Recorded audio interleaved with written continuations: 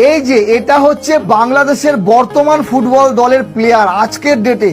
এই ছবি দেখে আমার হিংসা হচ্ছে যে ভাই এইরকম প্লেয়ার এইরকম দল কেন আমাদের নেই। এই দলটার এখনো অনেক দূর যাওয়া বাকি। হয়তো তারা ভালো কিছু খুব একটা রেজাল্ট নাও পেতে পারে প্রথম বছর, দ্বিতীয় বছর, আবার হতে পারে এমন কিছু করে দিল যে 3-4 বছরে সবাইকে পেছনে ফেলে দিল। না, ভারত থেকেও মার্কেট ভ্যালু বাংলাদেশ ফুটবল দলের বেশি, হামজা চৌধুরী আসাতেই বেশি। তারপরে সামিদ সোম এসে গেছে, ফাহিদুল ইসলাম এসে গেছে।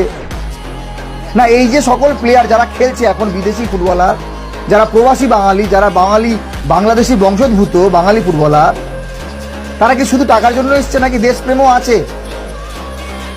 ভুটান ম্যাচে হামজা চৌধুরী যে হেডটা মেরেছিল সেখানে জামাল ভুঁইয়া কর্নার করেছিল, আর গোলটা হওয়ার পর হামজা চৌধুরী যেভাবে জামাল ভুঁইয়ার দিকে গিয়েছিল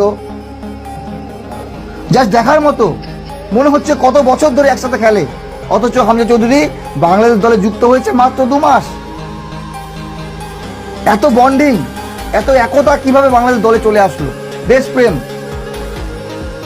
টাকা তো ফুটবলাররা কামায়, প্রচুর পরিমাণে কামায়, এদের টাকার অভাব নেই। ইংলিশ প্রিমিয়ার লিগে খেলে, ইতালির খেলে, ডেনমার্কের প্লেয়ার, কানাডার প্লেয়ার। এদের কাছে অর্থের জন্য এরা বাংলাদেশে এসে কত অর্থ পাবে?